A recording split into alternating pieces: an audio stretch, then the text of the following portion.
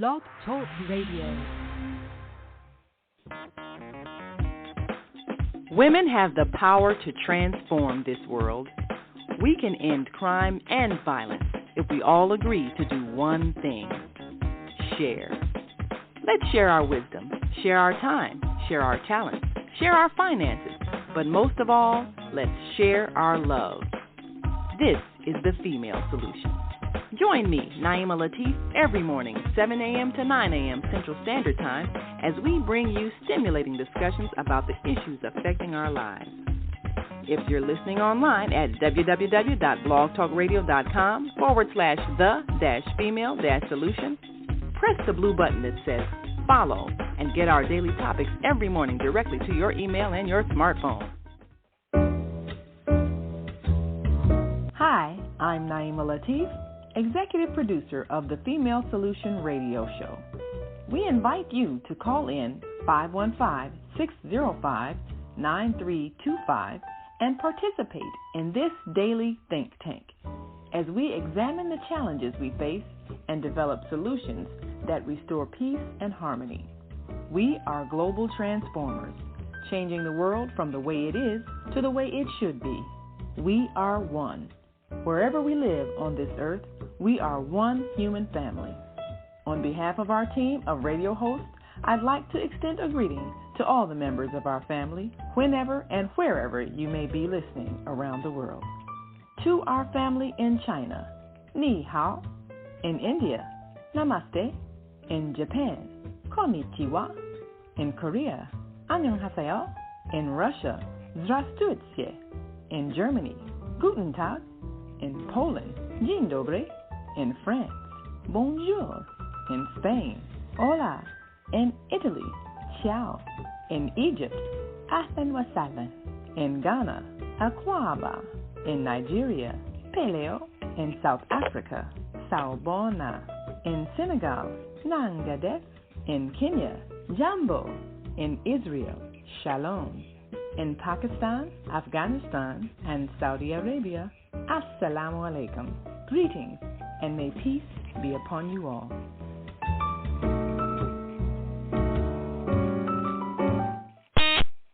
Grand Rising, and thank you all for joining us on this Thursday edition of the Female Solution Global Radio TV show. I'm Naima Latif, and we'll be joining our co-host. I'm your co-host. We'll be joining our host, Dr. Debbie Green, for another insightful edition. And you can follow us on Soulful Solutions with Dr. Debbie Green on Facebook and on YouTube, and make sure you like and subscribe to Dr. Debbie Green's YouTube channel. You can also join us visually on the Female Solution Global Radio TV show. And we want you to call in 515-605-9325 and press 1 when you're ready to speak. And we will gladly open your mic and add your voice to this discussion. We want to promote good mental health. And often we are challenged by the effects of the experiences that we've had in our society. And today is a day to talk about it. So we want you to feel free to share your experiences as we explore solutions to the problems we face. And as always, you have the option of being anonymous or sharing your name and your location with us, and we certainly do respect your privacy. Dr. Debbie Green is here every Thursday to assist you with your challenges. So we'll be right back with Dr. Debbie Green and Soulful Solutions. the question, have you ever wondered why you become overly emotional concerning situations most of the time? Are you triggered and easily lose control when disappointed or challenged in a relationship? Do you have addictions to people, sex, gambling, or drugs or alcohol? Well, if you answered yes to any of these questions, you may suffer from emotional addictions. So today, we're going to join Dr. Debbie Green as she helps us examine the roots of these emotional addictions. Things don't just come out of nowhere. They happen as a result of incidences in our lives that have affected us. Emotional addictions can happen when an individual is impulsive and does not mentally process their feelings, and they begin to suppress emotions they cause dysfunctional habits, actions, and behaviors. These patterns can go on for years, and the individual may have no self-awareness of this behavior. Emotional addictions may lead to mental or emotional disorders such as anxiety or depression. So we're going to join Dr. Debbie Green to discuss this matter and learn the techniques and strategies to prevent this behavior right here on Soulful Solutions. And if you recognize any of these signs in yourself or your loved one, you want to pay attention and strive to correct that which may be wrecking your relationship. We'll be right back in just a moment with words of wisdom and insight from Dr. Debbie Green.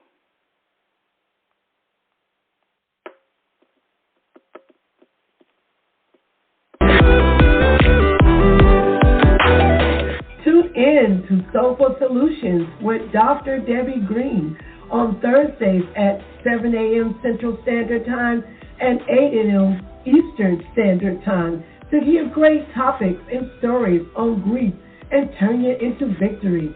Join Dr. Debbie Green to listen to stories of triumph and learn how to overcome.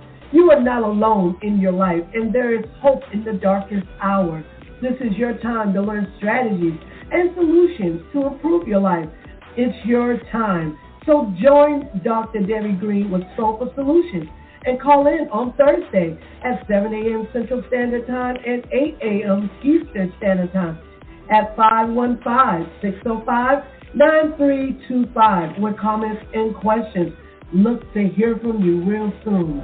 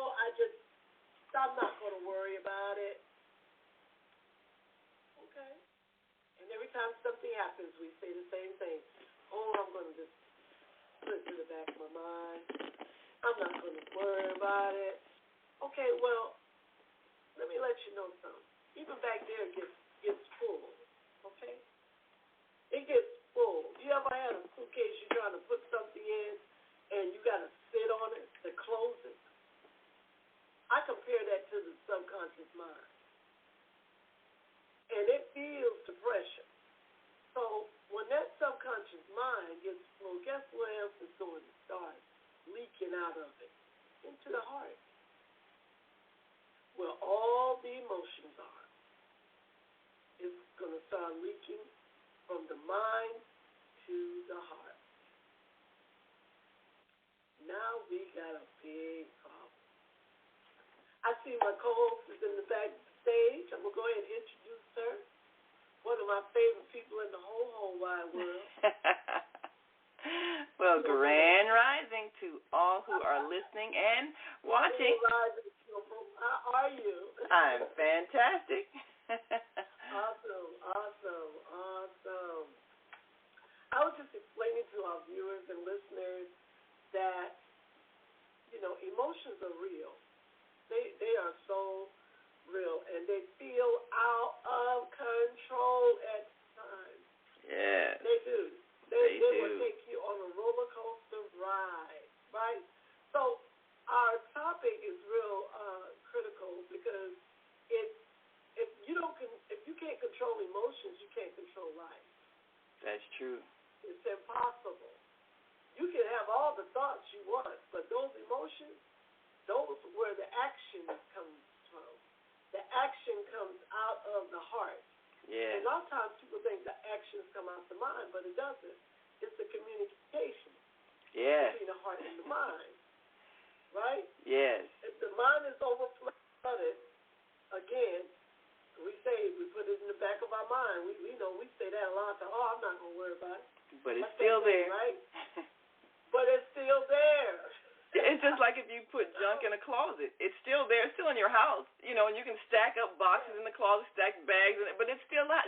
The junk is still in your house, and pretty soon that closet overflows, so then the stuff starts getting put in the corners, and I stack a few boxes there and put a few bags over there, and you just keep stacking up stuff, and you run out of closet space, you run out of drawer space, you run out of corner space, because you've got all this stuff that you're holding on to. It's still there, and next thing you know, you've got clutter. And it's the same thing that happens in your mind. Things you won't deal with, they stack up, they add up, and pretty soon you've got all this clutter of thoughts that you have not dealt with, you have not processed, you have not let go.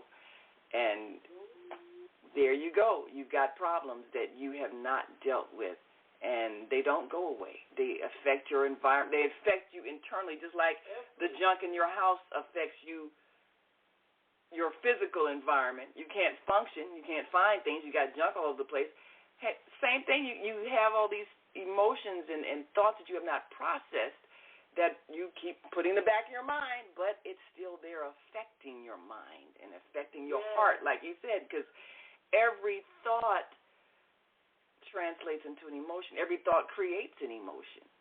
And, this is just such an appropriate next step to what we've been talking about all week, how a thought will instantly create an emotion, and the emotion instantly creates a vibration in the body and affects you physically. So this whole structure is so connected. So if you can't control your thoughts, and you can't regulate your thoughts, and you can't get rid of the thoughts of things that are bothering you, you're going to eventually, your emotions are always going to be out of whack, and then you'll start making yourself physically sick.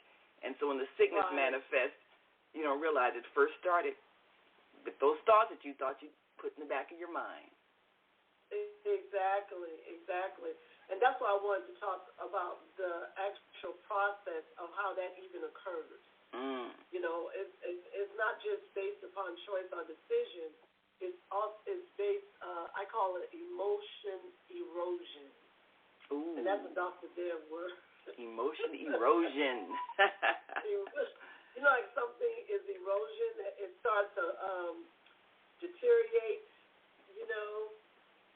Yeah. And repetition is the enemy with negative emotion.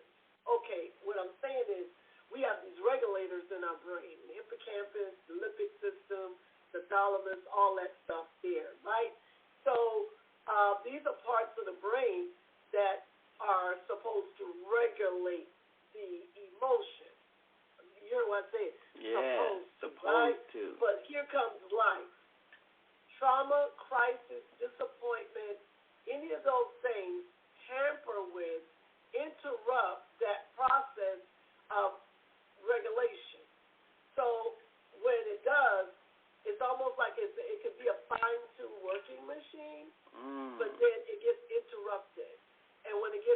interrupted, it's because, again, we go into we get triggered. That's where triggers come from, right? Yes. When people say, oh, I got triggered today. Somebody said the wrong thing to me, and I got upset, you know? And so that process, then if we constantly, with repetition, keep responding to the trigger like that, rather than dealing with people, places, things, the past, the present, or the future, whatever, we are then building up what is called an emotional repetition cycle. Emotion repetition cycle. An emotion that repetition cycle. Yes. Like, for example, I'm going to give you an example. Let's just say, I get triggered by, when someone speaks to me in a harsh manner, right? But I don't know how to relate to them that they hurt my feelings. Let's say they're on my job or something, right? So they're speaking to me in some type of elevated, harsh manner, but I don't know how to relate to them. So I don't say anything. Ooh. How right? many people are holding I don't that? say anything, Yeah. And then, and so every time this happens, you see what I'm saying? I'm swallowing that emotion, right? And swallowing those words that I really want to say, excuse me, I think that's wrong, that how you're talking to me or inappropriate or whatever, from the onset of that. So if I don't say anything, then I'm filling up this erosion that I'm talking about, right? Yeah. So that's another word for immense suppression, because this is such a emotional time for you. You got that mild, moderate, and severe emotional time. But this, because it's been building up. The more it builds up, it goes from mild, moderate to severe. Now, we're for the sake of a short time, we're going to deal with just the severity of it. Because the mild is like, you get bits and pieces of it, of those feelings, but then at the same time, they don't take on the, what they call the damaging effect until you got into the severe stage. That's where erosion comes, and that the cycle I'm telling you about, emotional repetition cycle, repetitive cycle, because I'm constantly doing the same thing. So guess what? I'm not finalizing my emotions. I'm not processing my emotions, considering this situation, and all I'm doing is building up a whole lot of energy, which is high intense emotional energy, right? But then guess what it's going to turn into? An addiction. Ooh. See, this is the biggest problem, right? And what I found out of Naima with my clients and patients, that they have built up a repetitious emotional cycle unbeknownst to them, because they're so used to not speaking up for themselves. Okay, so one, not speaking up for yourself, but allowing themselves to stay into the passive or passive-aggressive mindset. And as these things continue to grow, because that's what they're going to do, they find themselves being addicted to those areas. So when they can break free, guess what? They self-sabotage. They don't. So how does that work? When they suppress what they want to say for a long time, they swallow it, they don't speak up for themselves. Right. What behavior manifests as a result of that? They become, of course, the victim. They go into victim mentality, and when they can change their lives, they don't. They just continue to complain about it, but they don't make any action towards changing. They just keep complaining. Now, what the other host that we're talking about on Monday, Queen Zelda, she was talking about how your words, you see what I'm saying, are your words are your thoughts, because words are thoughts. Yeah. And then, start a cycle of dysfunction, which then begins a cycle of sickness. So because we're body conscious was trying to get on the show that day. Ooh, I was like, boom, boom, boom, let me get in there. Let me get in there. Well, you know, this We're body conscious. Yes. We feel everything before we really think about it. Yes. We're body conscious. And we grew up like this. It's a normal thing, right? But as we get older, the problem then comes where, again, we ain't finalized nothing, which means, okay, we'll see it, oh, I'm not worried about it. Oh, I'm not worried about it. Okay, so where's all those words that needs to be spoken considering this issue? Yes. Or just because you think they're going to go poof? Oh, yeah, that's right. Poof. It don't exist. Okay. Words have power. Yes. And I'm going to tell you what type of power they have. They have energy, emotional power. Yes. Energy, emotional power. It's not just a thought. It's a manifestation, correct? Absolutely. Right? So it manifests in the mind, again, and then the mind goes to the heart, and then the heart produces the action. Yes. So when people don't do anything, if they don't say anything, it is because, again, they start self-sabotaging, not unbeknownst to them, because they're stuck in that cycle, which is called an addiction. Oh, I'm just used to feeling. I ain't sorting nothing. I'm just used to feeling. I ain't talking about nothing. I'm just used to feeling. I'm just used to feeling. One of my patients told me the other day, she said, well, why do I keep doing that? I said, because you built up. You taught yourself. This is what you did. You literally taught yourself how to ignore your own feelings. Wow. You taught yourself this. You say it's better not to feel at all because you don't want to feel the pain. So you ignored the pain. Yeah. You ignored when you got upset. You ignored when you really wanted to say something to somebody that you should have said, because if they keep doing it and they keep doing it and they keep doing it, you just blamed it on them. You didn't say, well, maybe I should say something. No, I'm not going to say that because I don't want to confront them. I don't want to do this. Okay. So guess what? You ignored yourself again. You Do you see ignored the pattern? Oh, absolutely. And when you get into that pattern, Naima, you literally start building up all of this emotional intensity, and it confuses. The first thing's going to happen, MCI. You know what MCI? Mild cognitive impairment. You're going to start feeling a little out of text at times, and it doesn't. When I say out of text, I mean I call it a little bit of mind pause. Now explain what are the words MCI stand for again? MCI, mild cognitive impairment. Mild cognitive impairment. Ooh. Yeah. So that's like when forgetfulness, disruption, can't remember, just I definitely can relate, because when thoughts become too painful to think because the feelings become too painful to feel, you just start shoving everything aside until pretty much, like we were talking about that analogy with the clutter in the house. You can't function. So then your mind can't function because you've got all those clutter of thoughts that you haven't dealt with. And there it is. Now it's interfering with your regular function. So mild cognitive impairment. That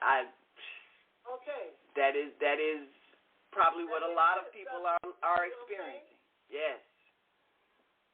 Exactly. But see, it's unbeknownst to them because, again, they're caught up in a cycle. They're caught up in that. Yeah. Just don't deal with it. Just don't deal with it. Just don't deal with it. They don't notice it because they think, okay, I mean, how many people pay attention to how many times they do things? They just don't. They just do it automatically. They don't until it becomes a severe interaction, like something has to happen that puts them in a very very uncomfortable feeling before they literally start saying, oh, well, maybe this is the wrong thing, maybe I should change this, maybe I should change that. But otherwise they just keep ignoring it, doing the same thing over and over again, because it's a repetitive cycle. Yeah. That's what addictions are, right? Addictions are repetitive cycles. I mean, people have addictions to drugs, alcohol, sex, gambling, shopping, people addiction. It is such a thing, right? So Absolutely. all of these things come with cycles. People even have past thought addiction. So I got a question. I'm addicted to my past. I have a question. I was talking to a group of people the other day, and you mentioned that victim mentality. And I noticed that every conversation, they would somehow bring it back into how other folks were mistreating them. And you got to look out for these people. You know, they always got it in for you, and you can't trust these people. And you know, they were stuck on their distrust and blame of everybody. Okay, you know, I got laid off from a job. Well, you know, these people, they're prejudiced against me. They discriminate against me. Well, you know, I got a traffic ticket. Well, you know, these people are always trying to cause me problems, stopping me for no reason. Well, you know, in the grocery store, the lady, you know, accidentally overcharged me for something. All these people are always trying to cheat you. I mean, it's just everything, every conversation, it was some negative encounter and that victimhood, like everybody's out to get me kind of a thing. And I'm listening to that, and, you know, it literally brought me down. I was feeling I felt the depression in my own body as they spoke, because it's like everything that we talked about, they had a negative story that reflected how everybody's out to hurt them, and you can't trust people, and you know, I don't even want to stop and get gas anymore. All these young people out here carjacking you, you know. I'm like, you know, it's your whole life is based on fear, distrust, victimhood. How are you surviving? How are you living? You know. So I was noticing the pattern of thought, and how every experience in their life was so miserable because of how they saw everything. Now, how does a person realize that they have descended into that pattern, that habit, that addiction of always seeing everything negative, and therefore creating the very thing that they keep complaining about? How does a person recognize that in themselves? Well, that's the thing about it. They don't. And, you know, you go, okay, mild cognitive impairment, and that's what you just described is a pure example of how somebody's living an emotional life. So whoever that is stuck in their emotions. They're not. And think about it. If I'm in a logical area of my frontal lobe, okay, the frontal lobe has your logic, reason, and rationale, right? Yeah. So if I'm thinking logically, I'm not gonna think that everybody's trying to get me, everybody's trying to kill. No, that's when you go and he is going into what is called paranoia. They're paranoid. That's paranoia. If that's all they think about, and every time you talk to them, they always got a negative. Yeah. They're paranoid. So they're going into a cognitive, not just dysfunction, but we know we have to be really careful right there. They may be dealing with some other things that you may not know about. You see what I'm saying? Because paranoia goes into some real dire areas in psychosis, and people usually have those things those thought patterns when they are, you know, having again some cognitive dysfunction, and they may not be aware of those cognitive dysfunctions. Because think about it, normally, yes, there's a lot of things that's going on in the world, but you're not going to always think somebody's attacking you or somebody that you're not safe. So that's paranoia. So then, what is the impact of, I guess you'd call it, group mind? So as this person was talking, it seemed like everybody, it was you know, four of us standing there having this conversation. And as they spoke, the other two people, it's like they're co-signing, oh, yeah, because it's happened to me too, and blah, blah, blah, blah. So it's like everybody was bringing up their negative life experience to the point where it seemed like everything in their lives was negative, pointing to how, oh, we're victims, how these people are out to get us, and you know, life is not safe. And so it created kind of a group mind energy where the whole thing was depressive and fearful. Energy. And I kept trying to inject a positive note, and somebody would bring it right back to the negative.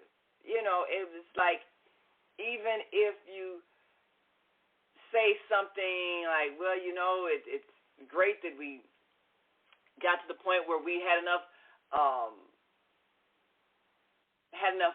confidence in our power as voters to elect someone to office that we trust. We elected Barack Obama. Yeah, and then he turned around and betrayed us. He didn't vote for reparations. I mean, that's, okay. We can't find anything good in anything. People that were just pessimists. Okay? But, I mean, not pessimists. Nothing was right. Everything is red. Everything is bad. They weren't optimists. They were pessimists. But whoever started that negative energy, that energy just came out and just went on around all those people, continuous travels and transitions. That's exactly what it did. That's exactly what it did. So, I mean, if I was sitting there, what I would have said, I'd say, oh, all y'all victims, huh? I'm so glad I'm not a victim like that. That's miserable. Because that's what it felt like. I'm like, how can you stand to live in that mindset? You never have no peace. But that's what I'm saying. You look, those people don't focus on peace of mind. They only focus on the latter, and I guarantee you they live an emotional mindset of addiction, because that's what happens. It happens every single time. Every single time. I've heard this story over and over and over again, that when people start talking about describing this, and before they realize that they are, you know, oh, this has happened to me. Oh, this has happened to me. Oh, they're doing this to me. And disrespect me. And, you know, and I just, you know, with me, I'm saying I just interrupt that process. You know, when somebody comes to me with victim mentality, I immediately say, excuse me, I'm so sorry, it's not an option for you today. It's not an option. No victims here.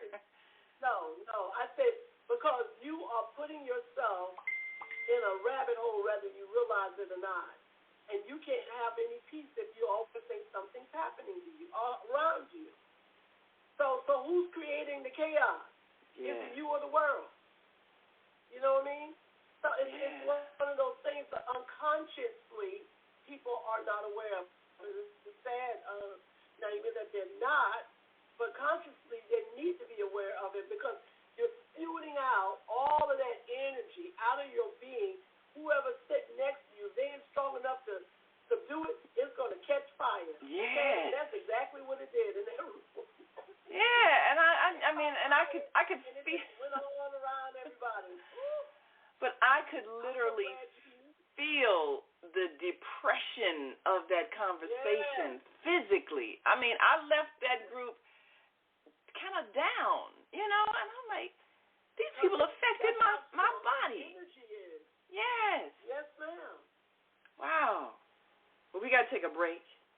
And that's how strong the energy is. Unfortunately, that's how strong it is. That's why I really wanted to talk about that, because that emotional roller coaster right there, when again, and those are, and you know, the thing about this is that's one of the outcomes of behavior with emotion erosion, because that's what happens. You just get triggered by everything. Everything, and nothing gets finalized. You just start complaining over and over again. Man. You know, if you ever been around a person that has an addiction, they always complain about something wrong. Very seldom you're going to see a happy addicted person. Always. When you see a happy addicted person, right? You won't see it. Even if they're in the closet, they're going to still find something wrong. Something will be wrong. Wow. Something will always be wrong. We got to take a quick break. If you're listening to this conversation and you hear yourself being described, you might want to think about where the origins of this happened in your life that caused you to keep going down that negative road.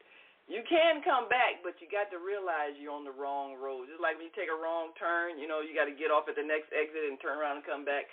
You might need to do that with your life if you're that negative person where everything is always wrong. You got to think about it. Well, we'll be right back after this quick break. And if you're on our switchboard now and have a question, press 1. If you are listening online and want to join this conversation, call 515-605-9325 and press 1. If you're watching us on Facebook or YouTube on Soulful Solutions with Dr. Debbie Green, write in your comments. We'll share them with our listening and viewing audience. We'll be right back after this quick break, so stay with us.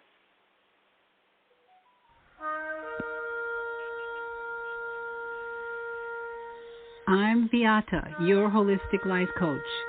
These days, it's more important than ever to work on your physical, mental, emotional, and spiritual health. Are you consciously breathing deeply in stressful moments? Do you have a plan or daily routine to maintain balance in your awesome body? Are you struggling to be disciplined in your eating habits? When you partner with me, I'll help you develop a personalized health plan that works for your particular lifestyle. You can find out more about me at yourholisticlifecoach.com, where you can also review my 3-step protocol to guide you to abundant health. That's yourholisticlifecoach.com, and I'm Beata.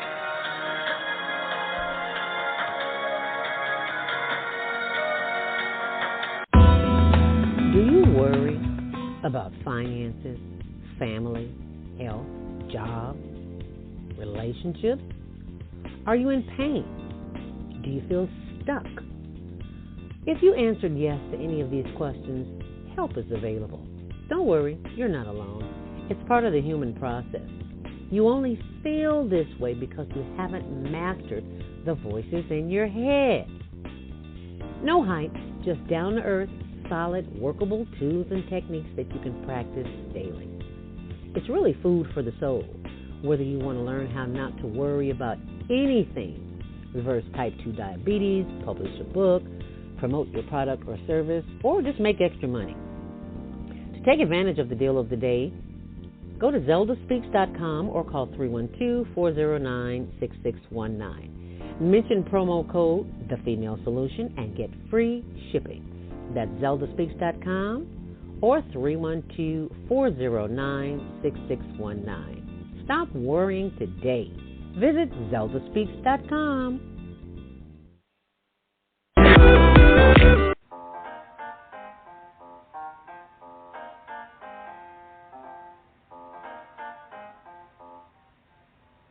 Have you ever dreamed of going to exotic places, meeting fascinating people, enjoying uplifting music, and spending nights in a luxurious hotel?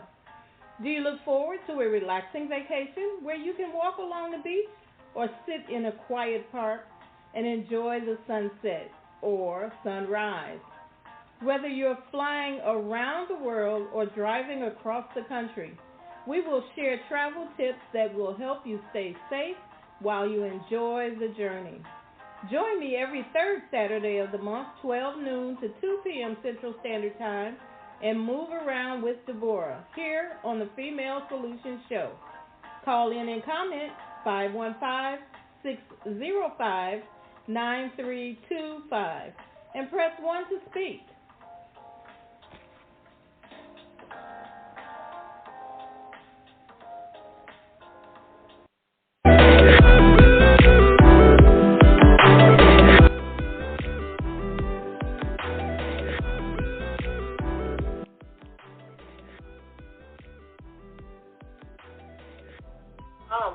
All right. Welcome back to Soulful Solutions. My name is Dr. Debbie Green with my wonderful co-host, Naima Latif, our executive producer of the Female Solutions. If you're just joining us, we are actually talking about a really a wonderful topic, but most needed to understand is, do you suffer with emotional addiction? in life? That's a question most people don't ask. Am I addicted to my emotions? Every time they happen to me, am I addicted to them? But most of all, am I sorting them out? Am I, processing them mentally? Because emotions need to be processed mentally, not just felt, but it also needs to be processed and then, finalized. You're like, wait a minute, I'm just living. I'm just trying to live. I have not finalized anything. I'm just trying to live day by day. Okay. Yeah. So it's understandable. I get it. And I know you asked the question earlier. You're like, wouldn't a person know that they're doing this?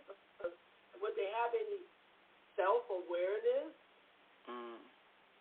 Well, I must tell you, if they're not emotionally available for themselves, that question, the answer would be no.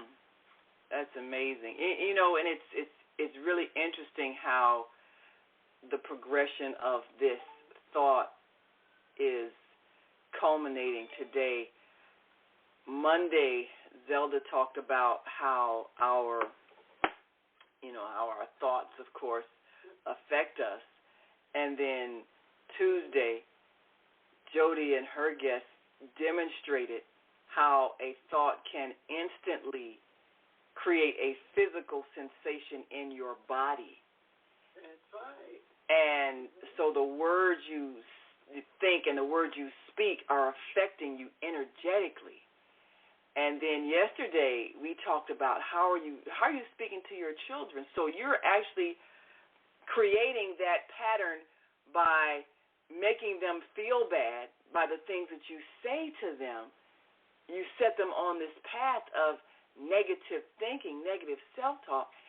And the interesting thing, I was watching a YouTube video about how our bodies manifest the energy that we put into it by the emotions created by our thoughts.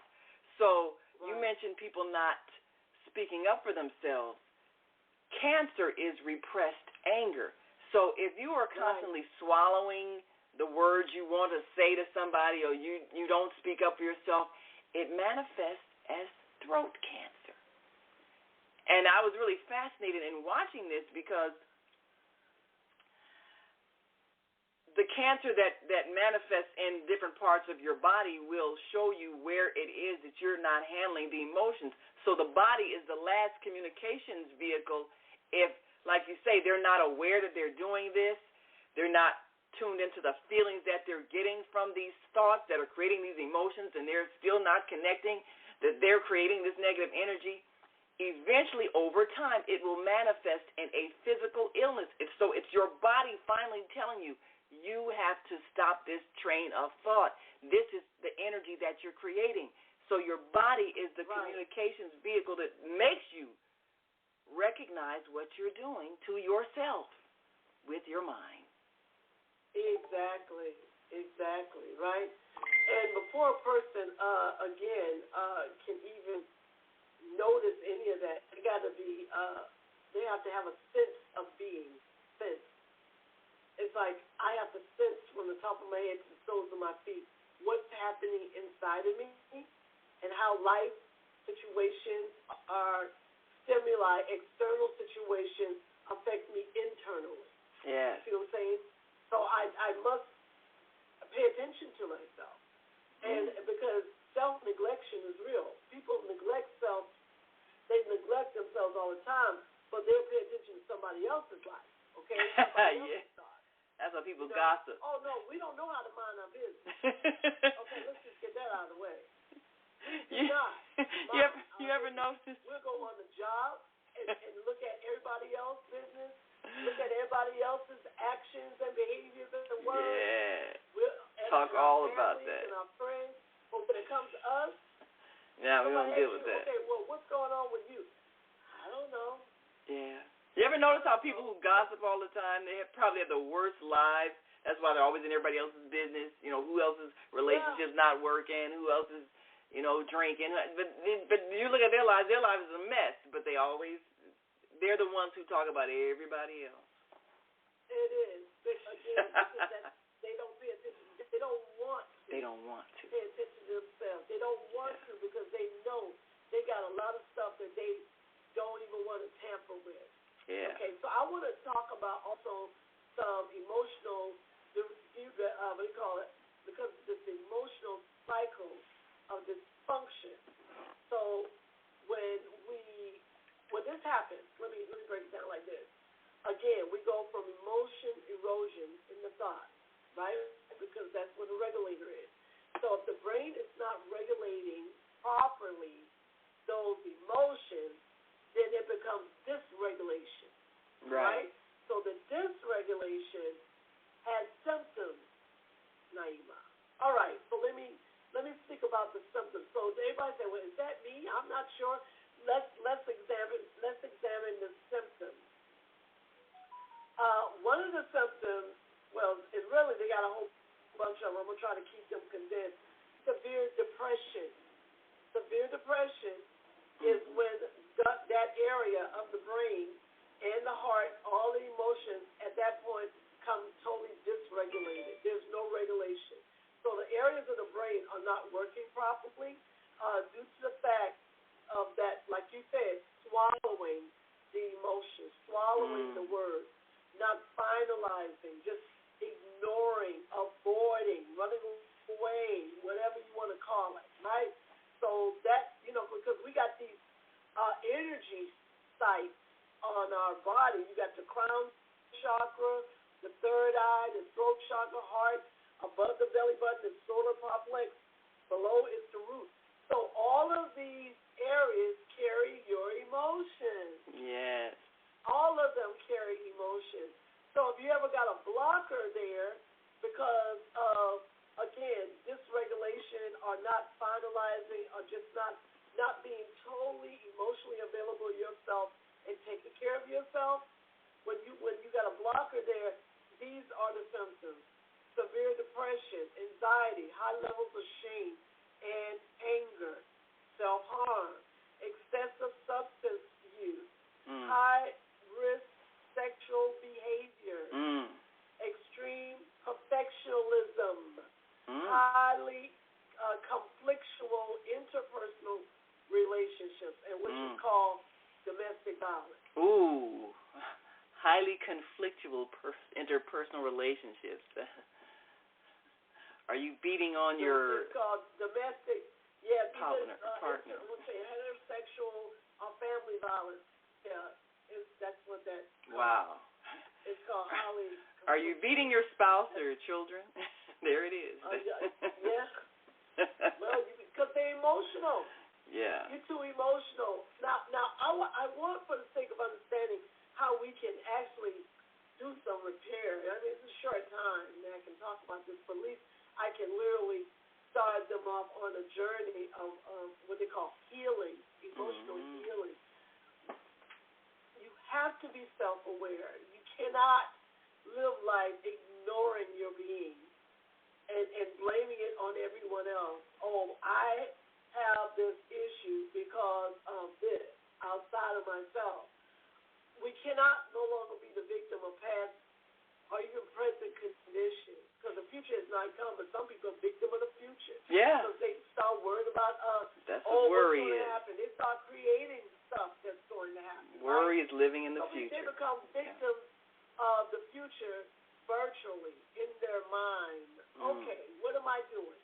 When I do something like that, again, I am creating and feeding that emotional cycle. I'm feeding it. And anything done with repetition, again, will become an addiction. Addiction. So we got healthy addictions and unhealthy addictions. You see what I'm saying? Healthy addictions are, I'm going to be careful. I got to make sure I watch what I eat. I got to make sure I exercise to a certain degree. You know what I'm saying? I'm really you are doing things that benefit the being. Yeah. That keep the being productive. Keeps it what they call active, positive, right? But if I'm doing the total opposite, active, negative, then what I'm doing is I'm totally stuck in some type of rut because I'm spinning. That's how the cycles are occurring. I'm spinning in circles, but I ain't coming out. Wow. And I'm creating something. Does that make sense? So, I've created this thing for years and years and years. Now I'm comfortable with it. I'm comfortable with people hurting me. I'm comfortable. I'm comfortable with not speaking up for myself. I'm comfortable with complaining constantly about life and not changing anything. I'm comfortable in it. So when you get comfortable in pain, because that's what you are, when you get comfortable with pain, what does pain do to the body? You're supposed to learn from pain.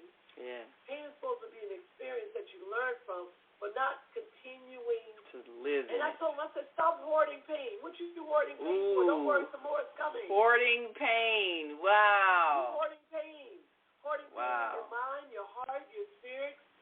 I said, get rid of it. You got some pain down the road. Trust me. Something is always coming in life that's going to cause discomfort. So clean your house. Clean your mind. Clean your spirit. Clean it. Remove it. Like you said, let things go. We struggle with not letting things go. We struggle with that, right? So then we get addicted to unhappiness. Look at that. Because we're addicted to our emotions. And our emotions, if they're not, if they causing us discomfort and we're addicted to it, we're addicted to unhappiness. I think I remember us saying that depression is living in the past, worry is living in the future. But if you remain in the now, you can be at peace. Yes. Yes. And control your actions. That throat chakra right there, if it's blocked, you will not advocate for yourself if somebody pays you. Now, I have seen people. Have you seen something like that before? I saw actually, an associate of mine that lost a job. They were fired unjustly, and wouldn't go to upper, ownership. They were treated badly by a manager. They wouldn't go to upper management or the owners and lay out their case, even though they had a good case. They said, "Oh, forget about it. I just want to leave them behind. I don't want to deal with it." They wouldn't file for unemployment, even though you're supposed to get that if you've worked a long time. They'd worked several years for this company, and they'd no, I'm not going to deal with that. And, and then kind of fell into a depression. And my thought was, why didn't you fight for yourself? First of all, why didn't you challenge this person that you felt like this manager had mistreated you? And then why didn't you go to the owners and say, look, this person has, been unfair to me for a number, and I think it's personal. And, state your case in terms of your work record and all that. And then why didn't you file for the money that's due you that you're supposed to get if a job is ended, because it's rightfully yours? It's like not standing up for themselves. And what creates that pattern when a person won't fight for themselves, won't speak for themselves? Is it something that is conditioned in childhood where either they're made to feel like, oh, it's futile because no one listens to me anyway? What creates that pattern where a person will not stand up for themselves as if they are worthy of right treatment? Well, a couple of things are there as well as, again, conflict resolution. They may not have a problem-solving mindset. They are very uncomfortable with conflicting issues that's causing confrontation. They don't have the confidence or the self-esteem to actually confront or battle a situation like that. So what they do, they don't say anything. They just kind of, it's almost like, I hate to compare it like this, but like a dog with his tail between his legs. You get screamed at, you just kind of move on, about your business. And so the person that's doing the screaming, they're not going to stop. They're going to keep doing it because they got power over you. Because, you are allowing this to happen.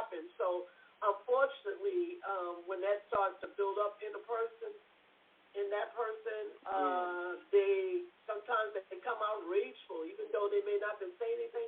Silence doesn't mean anger is not there. Okay, that emotion is definitely building up some kind of way, and when it comes out, it'll come out like a volcano if you're not careful. Yeah. Towards whoever the person that that's been building it up, and so a lot of times people will have silent vengeance, and silent vengeance like, okay, I ain't saying nothing, but I'm gonna get you. You may not even know that they're going to get you until one day they explode. One day they just either scream it out or spew it out at you, or God forbid to use the object of a weapon. Well, you don't know. A few years ago, we had this tragic situation. Somebody came to the workplace after they had just been fired and shot up a couple of people. And I went to the press conference with the police station that they had when they were talking about what they had learned in this situation. This employee, they had talked to this employee's mother, trying to figure out what was his mental health state. And the mother was saying, well, he seemed like he was worried about his job because he said, they seem like they're picking on him, and he's afraid they're trying to build up a case against him to fire him. So he seemed like he was really distressed about that. And then they called him into this meeting, or they called him up one day and said, well, we want you to come in for a meeting, And so he came in and brought a weapon with him because he suspected that's what was going to happen. And then when they told him he was terminated, he pulled it out and shot up all the people in the meeting and, killed them. And, of course, everybody's like, well, where'd that come from? He was such a nice person. Nice, never had any confrontation. So it's like he had been swallowing the anger and resentment all the time. They maybe picked on him or said things and all of that, and he didn't say anything, but it was rage that built up and the anxiety that built up. And then when they did finally fire him, he exploded. And so, I think of course, I wasn't sure if it was suicide after that or if the police came in and shot him. It wasn't clear whose weapon ended his life, but they were trying to figure out how did this happen. And it seemed like it was a situation that because he was afraid to confront the management because he was afraid of getting fired, but then he was afraid that they were building a case unfairly against him to fire him, and then he had all this anxiety, but he didn't speak about it, didn't fight back or anything, but then it built up and built up and built up, and then this rage happens when they did finally fire him. He didn't respond in a rational way. He responded in an emotional explosion that was destructive to himself and everybody else in the room. And so, of course, everybody's traumatized in the whole place, the whole workplace. But I'm wondering how do you prevent that sort of thing? Because everybody's paranoid. These days when a company gets ready to fire somebody, they will have security ready to escort them out the building, like you're fired, go. I mean, no warning. It's like, because they're afraid people, and then they won't let the person back in the building because everybody's afraid that somebody's going to do that, that people are going to do that. But how do we get to a point where people, number one, if they feel like they're being treated unfairly on a job, they know how to speak up rather than just swallow it and expect that the rage is going to go away or just, I'll just, put it back in my mind or whatever. But it's there, and then when it does finally hit, it explodes out of control. How do people learn how to be assertive in speaking up for themselves rather than fearful, and then swallowing all that fear and anxiety that builds? How do we learn the skills to be assertive enough to speak up to people in authority when we feel like we're being treated unfairly? Well, again, that also comes, that's a core belief thing as well, because like you said, in childhood, if they never were given the opportunity to speak up for themselves, then this is something that they kind of learn, because it's a learned behavior. It's a learned behavior not to be audible, okay, until, you have some people don't get audible until they get to the point where, like, again, they start suppressing so much that they no longer can suppress it. And again, like you said, he was so nice, he was this, he never showed anyone that he was any type of problematic person, but he felt unfair. He felt treated unfairly, and he probably was treated unfairly multiple times in his life. Yeah, multiple times, right? So here comes that last on the molehill type of thing, and that's it. And so, see, and no one would not know this because people on jobs, I mean, like in industries, they don't have conflict resolution courses, classes, seminars, workshops, none of that. They don't. You know, they figure, you should solve your own stuff. Not like you can solve it, but conflict resolution is what people need to learn. How do I handle conflict with myself? How do I handle conflict with the world? You know what I'm saying? So, you know, it's a learned thing. You know, I actually teach a course on conflict resolution because if you don't know how to negotiate through life, you will always feel like a victim. Right. You got to know how to negotiate. So if you've ever been treated unfairly, then you have to, you know, come to an understanding and don't look. If you feel like you're a victim, you're not going to say anything. Right. You're not going to say nothing. You're just going to feel fear. Right. Fear and victim mentality goes hand in hand. Right.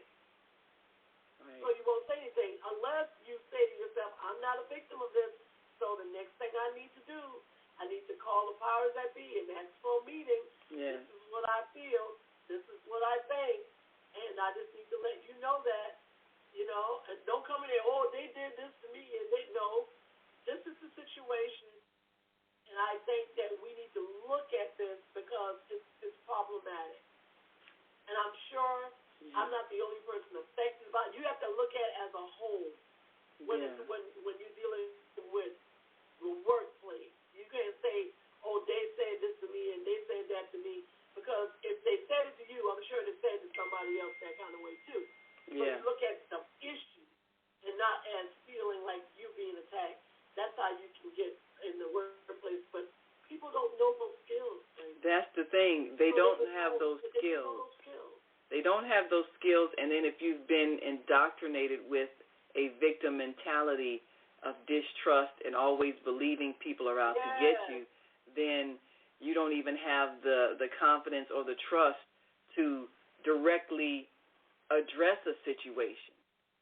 And I believe, again, this pattern of thought is created in childhood. If you had parents who believe, look, you shut up and do as you're told, then there's that feeling of helplessness where even if I try to speak up, I get punished for saying something. So I learn early not to speak up for myself, or there'll be punishing consequences to that. So this is why our parenting styles are so critical to what we're creating in our children. Well, we got to take another break, and I think we've got a caller on the line that pressed 1. And if you are listening online and want to join this conversation, got a question for Dr. Debbie. We want you to call in 515-605-9325 and press 1 so that we can hear your thoughts and help you get to that next level of understanding. We'll be right back after this quick break, so stay with us. We have an opportunity to transform the whole global society in the next 50 years. 50 years from now, the earth will be populated by a new generation of adults, many of whom are yet unborn. Our mission is to nurture them in childhood with love, guidance, and protection, and to raise them in healthy, happy families. If we impart values of compassion, generosity, and respect for fellow human beings in the next generation of children, they will create a world where people can live together in peace. This is our goal. Be a part of the transformation. Get your copy of the book, The Female Solution. Go to www.naimalatif.com. That's www.naimalatif.com. MAHLATIF.com.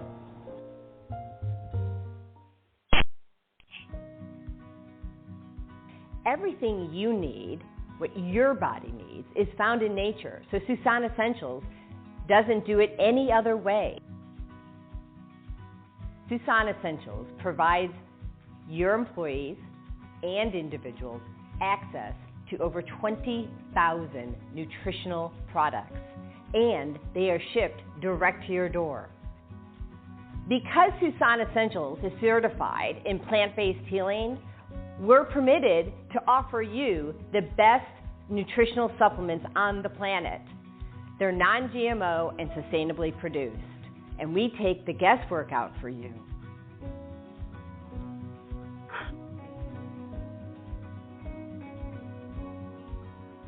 Hi, this is John Alexander. And I'm Naima Latif. Meet people like you who are making a positive difference in the world. Big difference. Watch us every day on The Media Connection at www.youtube.com/The Media Connection TV. YouTube it. We'll see you soon. There are people who choose to make a positive difference in the world. Our job is to bring you their stories to motivate you to do the same. Join us each week, host John Alexander and Naima Latif, as we bring you the educators, entertainers, elected officials, religious leaders, and community activists whose works are transforming this world. Find out how you can make a difference too. Be inspired. Watch The Media Connection. Mondays at 5 p.m. and Tuesdays at 12 noon on Cable TV, Channel 19 in Chicago. And other cities, check your local cable listings.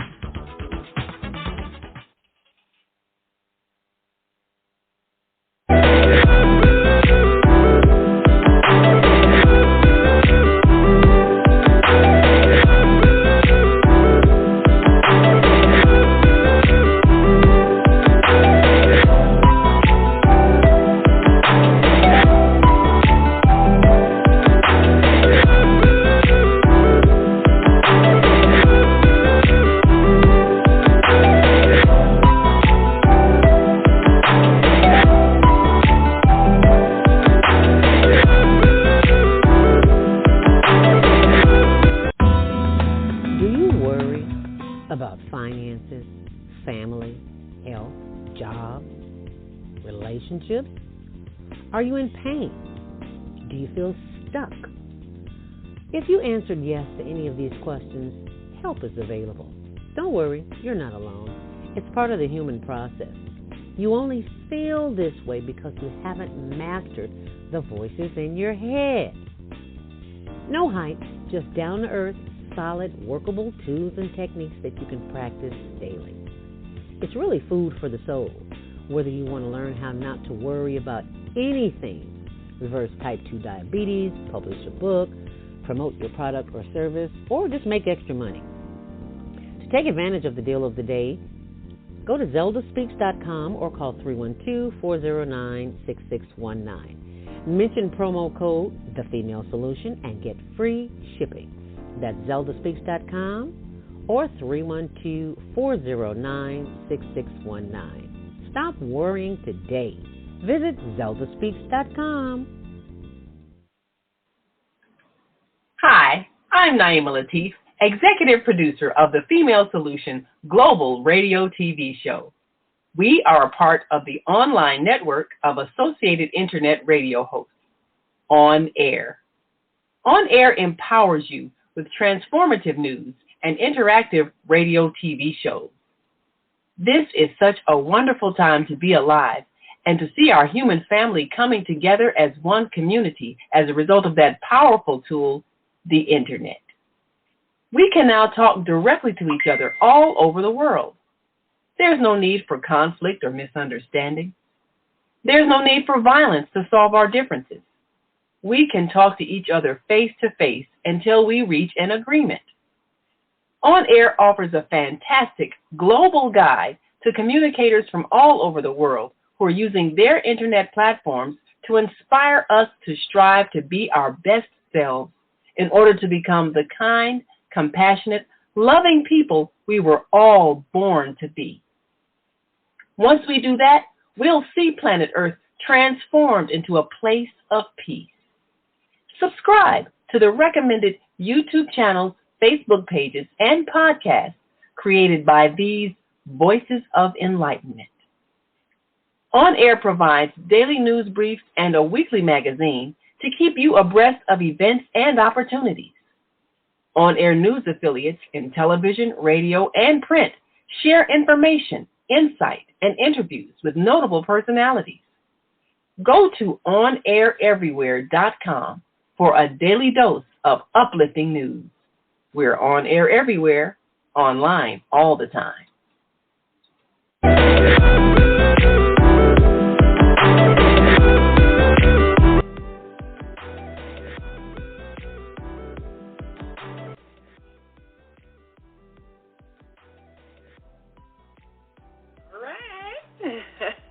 All right. Welcome back. My name is Dr. Debbie Green, and this is Soulful Solutions with my wonderful co-host, Naima Latif, our executive producer of the Female Solution. And again, if you're just joining us, we're talking about emotional addiction,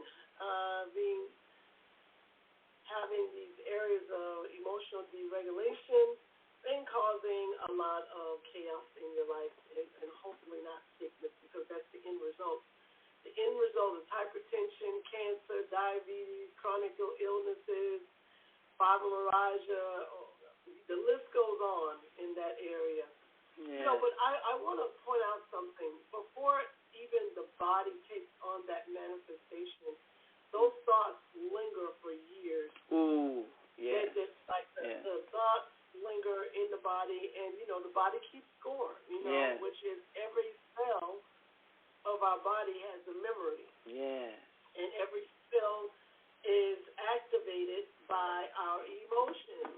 Yeah. It's the thoughts, but then the emotions are the energy source, Yeah. And which is truly miraculous how we have been hardwired, as I call it. We've been hardwired. So we have to be careful what we repeat. Whatever persists will continue. Yeah. And it's a persistent type of thing. So, again, I want to offer some suggestions. If anyone out there is suffering with any of those symptoms, such as deregulation, having issues with conflicts, not being able to confront, not feeling comfortable to really talk about what you think or what you feel, struggling with this, I call it with an area where I'm not good enough. I'm not important enough for anyone to pay attention or to honor my words or to respect me. But the first thing that has to happen, you have to respect yourself. Absolutely. You have to honor yourself. You have to love yourself. And we're not taught that. A lot of people struggle in that area. We're not taught that. We're not. Even if you're not taught it, you can't. That cannot be a precursor on why you can't do it for you. And when I do shadow work, shadow work is dealing with the inner child emotions, because the inner child emotions are the ones that affect our lives. And that's on, of course, the right hemisphere of the brain is where the inner child emotions are carried, right? So the left side of the brain is the adult mind. Yeah. The adult mind, right? And we're crisscrossed, as you know, right? So when this, sometimes we get very confused on when to be a child and when to be adult when making choices. Okay? So those mindsets kind of go and weave into each other, which causes that emotional deregulation. Oh, I'm not sure about this. I'm not sure about that. Or I may have a tantrum. And tantrums are just with it. I'm upset. I'm mad as hell. You know what I'm saying? And sometimes we don't even have a reason why we're angry. We're just irritated, frustrated, upset because things are not going well. They were never going the way we wanted them to go because we haven't made changes. Yeah. Yeah. Yeah. You don't make changes in your life. How can you expect to live a life of peace? Absolutely. If you're looking for peace on the outside, you will never get it. Right. And so those individuals Well, that's the thing. Talking about, right?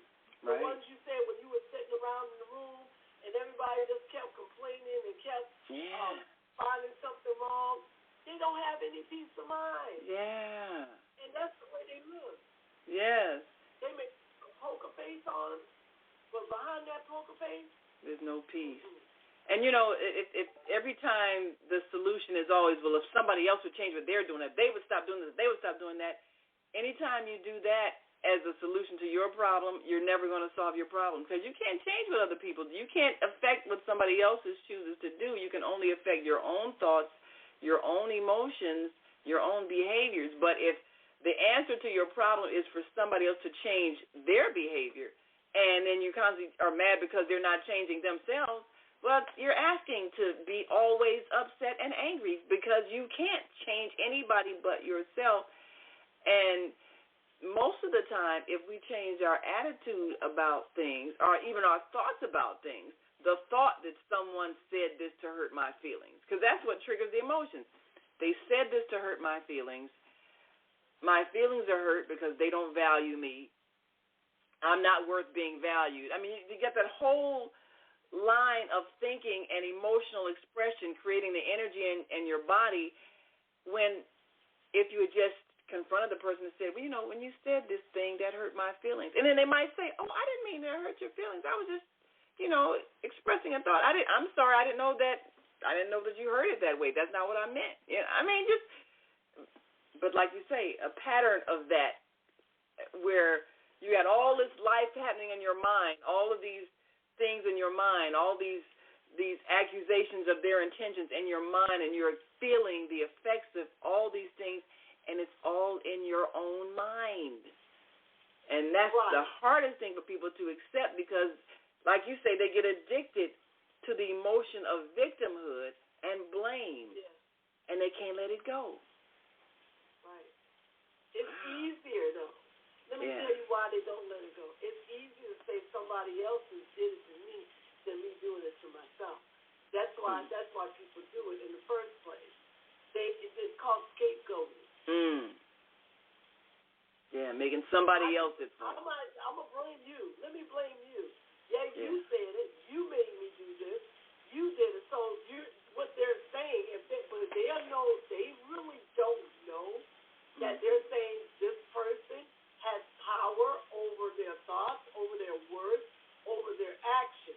If they really cognitively understood what they were doing, they would stop doing it. But they don't because it's easier. Because guess what? I don't have to have the responsibility. I don't have to take responsibility. Right. That's it. No.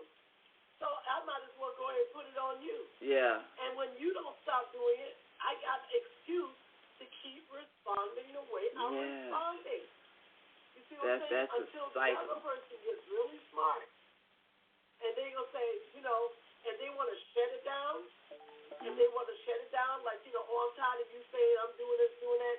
Yes, you're right. I am doing it. Yes, now what? Now what? Right. Don't keep running from them because that's what they want you to do. Because those people are dysfunctional. They will always find something wrong. Even when you're doing something right, they're going to say that's wrong too, okay? Because they don't have any self-responsibility and self-awareness of themselves. And we call that borderline, okay? Borderline personalities always feel like they are the victim. Always.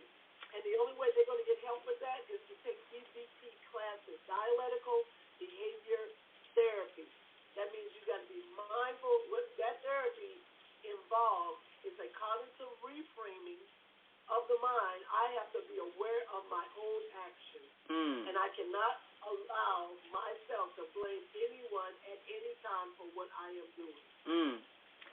Now, I once worked for a company where the head of the company, you know, had faults. I mean, was maybe a bit disorganized, tended to run late for meetings, but he always blamed somebody, and he was always changing secretaries. You know, he'd hire a secretary, and then if she make a mistake, he'd hire somebody else, and each secretary that came in had a different way of filing things, of organizing the office.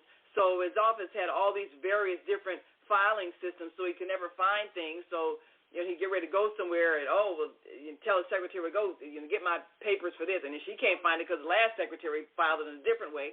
So he'd get upset and he'd fire that secretary. So the secretary was kind of like office manager. So what she would do, she would always deflect the blame on her. It was always some other employee. Oh, this person moved this file. Oh, this person didn't come in on time and organize these papers. I mean, so she was always blaming the staff, and so the person she blamed would try to deflect it on somebody else. You can imagine what a toxic workplace that it was. So everybody's always blaming everybody every time something went wrong so that they wouldn't end up being the scapegoat. And it was so awful because that's chaos. It was chaos, and nobody could trust anybody because everybody was always afraid they were going to be the one blamed whenever the head of the company got mad because the secretary didn't do something, or he blamed her, she blamed us, and then everybody's blaming each other. And so everybody's under anxiety all the time. So, if things went well, everybody's happy. But, man, as soon as he got upset because something went wrong, everybody's looking at how can they deflect the blame from them and put it on somebody else. So it was a very toxic work environment. And it was an interesting observation. Stressful, yeah. So when you're in leadership and you have issues where you don't take responsibility for yourself, how impactful is that to everybody else around you? Because they then have to adjust to your dysfunction unless someone has the assertiveness to say, look, you are disorganized. Stop blaming your staff.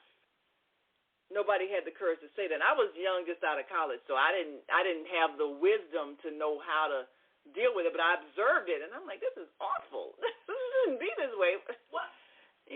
Well, there's a way to do it that is not so much directed at the person that's causing the chaos.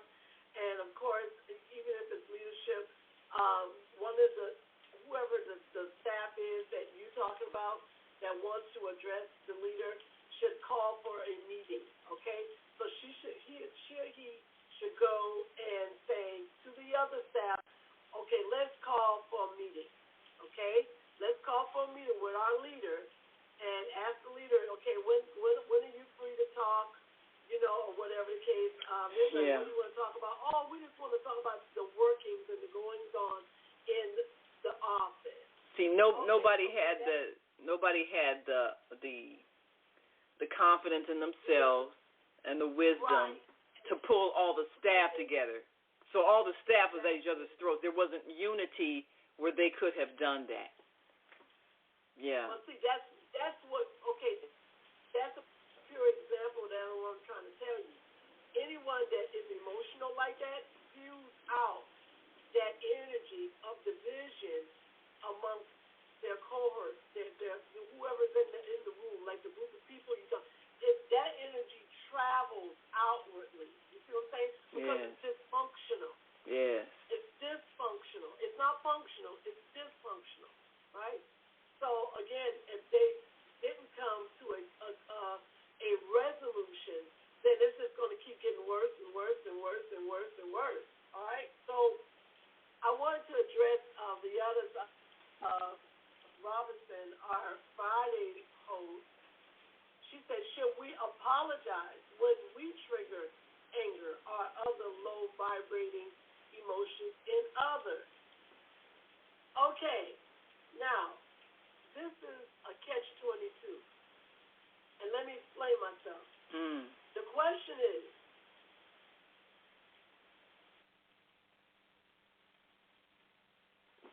you froze.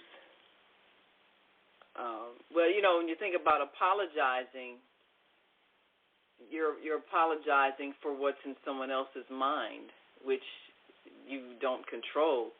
I guess there's a way to say the apology so that you acknowledge if they express their feelings or hurt, you acknowledge it, and then you explain what your intention was But I've seen situations where people are apologizing all the time, and they didn't do anything, but they're always, oh, I'm sorry, I apologize. And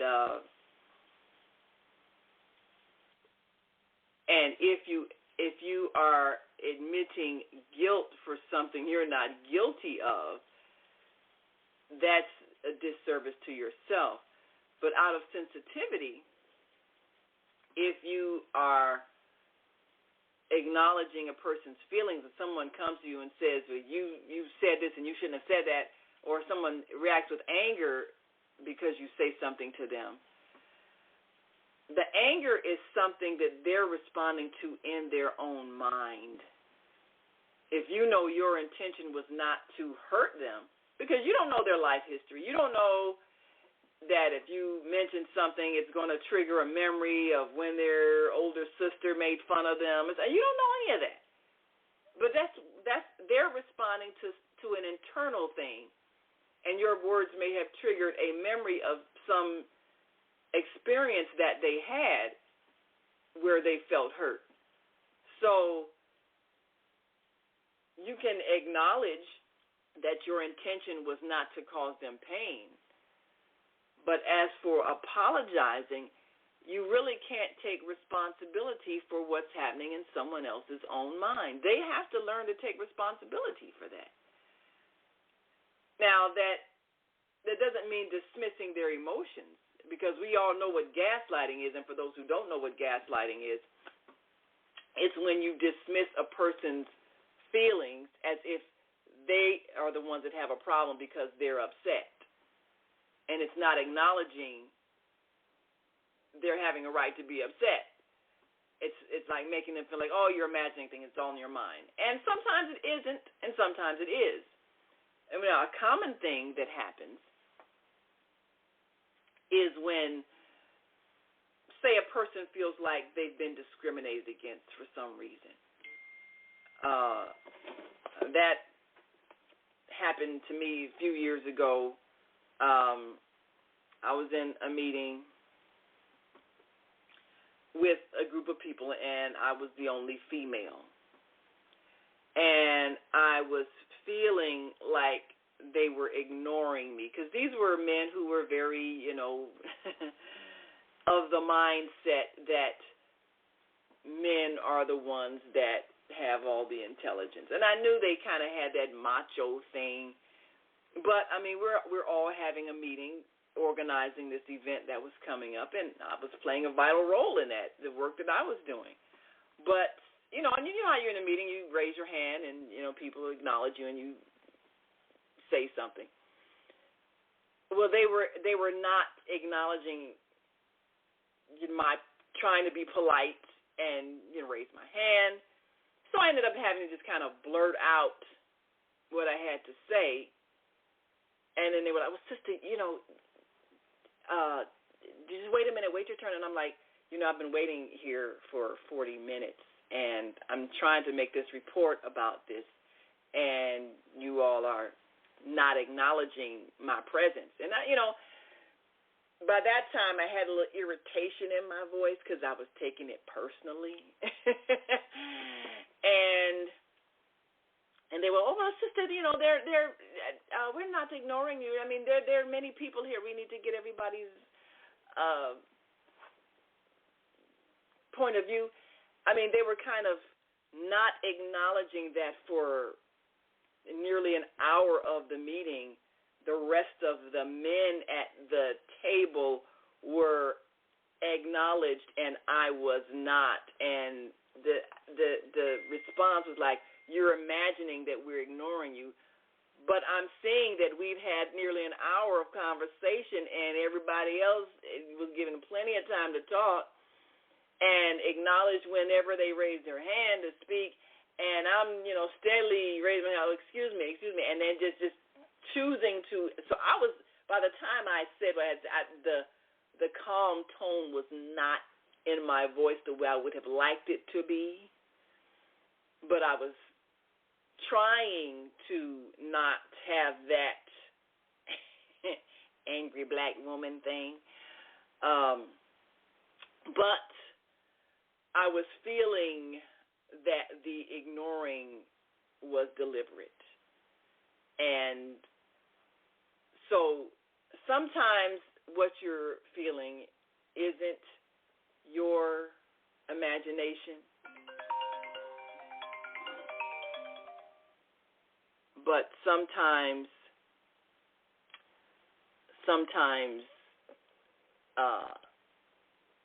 people may be unaware of how they're making you feel.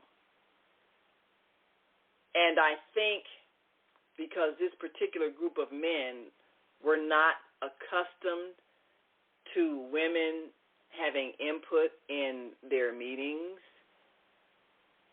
they were accustomed to women just being there to, serve the coffee. I'm sorry, they got that real old male chauvinistic thing happening, but that's how they thought. So they, I don't think, were aware of the impact of them choosing to overlook me because that's how they had just been used to operating. So in those situations where someone has maybe become angry at something you said or did, should you apologize if the hurt was not intentional? Well, you do need to acknowledge how they say you made them feel, because their feelings are valid, even if what you did was in total innocence. But definitely it's important to state your intention if you really were not trying to cause pain. We've got a couple of callers here. I'm going to take your calls. 312-882, Grand Rising. Introduce yourself to our listening and viewing audience and give us your question or comment. Dr. Debbie had a little bit of a connection issue, but she'll be right back. So you go right ahead and speak. Shalom. We don't die, we multiply. Like as beautiful as you are a superstar, Naima Latif, and then also the host, Debbie Brown, Dr. Debbie Brown. I wouldn't take nothing for you all, too. I'm sorry, Minister Plump. Minister Plump. Yeah, her last name is Green. You got the wrong color. It's Green, not brown. Dr. Debbie Green, yes. Dr. Debbie Green. Okay, all right. I apologize. We do as human beings, we do make mistakes. However, I did call because, people is either part of the problem or they part of the solution. And I love the solution. That's what I'm focusing on. We are doing campaigning and fundraising every day in terms of a part of the solution for promoting freedom, justice, equality, and economics. We got these here superstar T-shirts. Black Love Matters too. This is a part of our solution that we know that we must hold ourselves accountable. Yes, ma'am. Absolutely. We have to hold each other accountable. So, Minister Plump, I'm glad that you do positive things and are always very uplifting. Because, some people, they can't find anything good happening. And one thing that I will say, you always call with positive news, positive activities, positive solutions. And that's so uplifting, and I do want to thank you for that. And you're welcome. Today is the Honorable Marcus Messiah Garvey Earth Day birthday. Red, black, and green all the way. So we have to be accountable for our conditions in the community, and we reaching out to everybody to support us in our efforts as we exercise change. And that's the one thing in life that what we're doing now with the Harold Washington Foundation, which is a music way of life, and black history, black culture, and black music, and black power. We are sharing a success breeds success is the concept. I do want to say thank you for sharing that. We got a couple more callers on the line we want to get to, but thank you so much for all your positive work that you do, because that does make a difference. Area code 872-731. You're on the line, and after that, we'll go to 312-336. 366, I'm sorry. And anybody else on the switchboard, please press 1 so you can have enough time to speak. 872-731. Give us your name, where you're calling from, and your comment. It's Rashida Ali, Chicago. Yes, ma'am. Grand Rising. Grand Rising, how are you? I was sitting here thinking about, what you're talking about, emotions and stuff. So people need negative emotions, I think, to move through difficulties and respond to them. Most frequently, emotions we have, it's one of the most frequent emotions that we have is negative. Negative emotions, get us into trouble, too much trouble, because of excessive worry about things.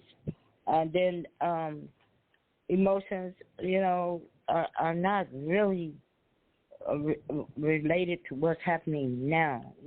People are emotionally well when they have fewer negative emotions, in my opinion. And, research has found a link between upbeat mental state and improved health. And that includes lower blood pressure and all of that. So saying all that to say that environmentally it has affected my emotions since unsolved homicides and it's frequent.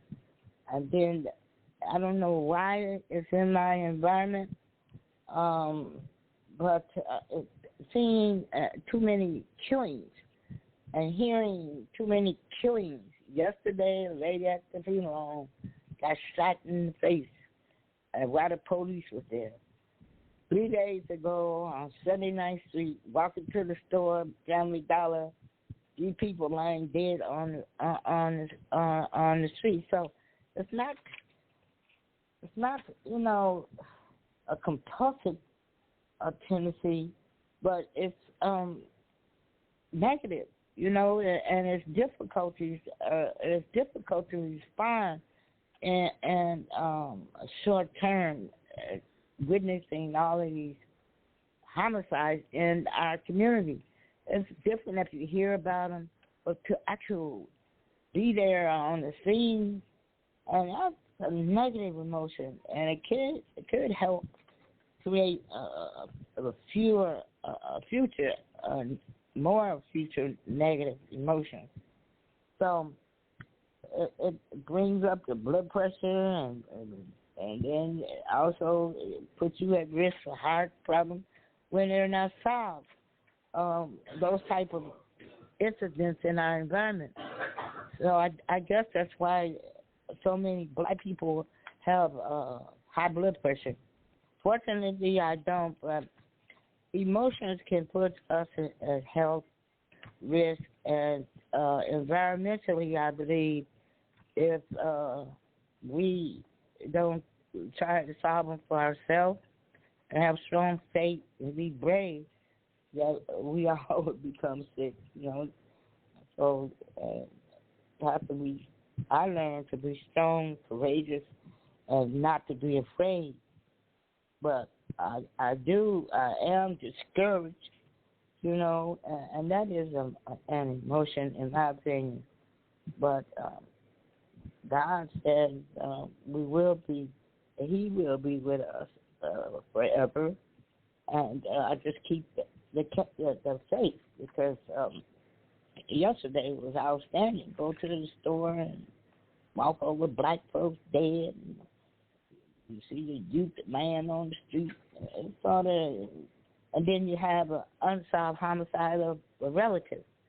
I understand death, and I understand killing, but killing can trigger a lot of emotions. So I think, to get some of the anxieties out of our community and some of the negative emotions, out. We need to stay prayerful and take a step toward getting some of these mental health issues out of our community, because it's not mentally healthy if it's always somebody else's fault and never yours. They said that's mental illness.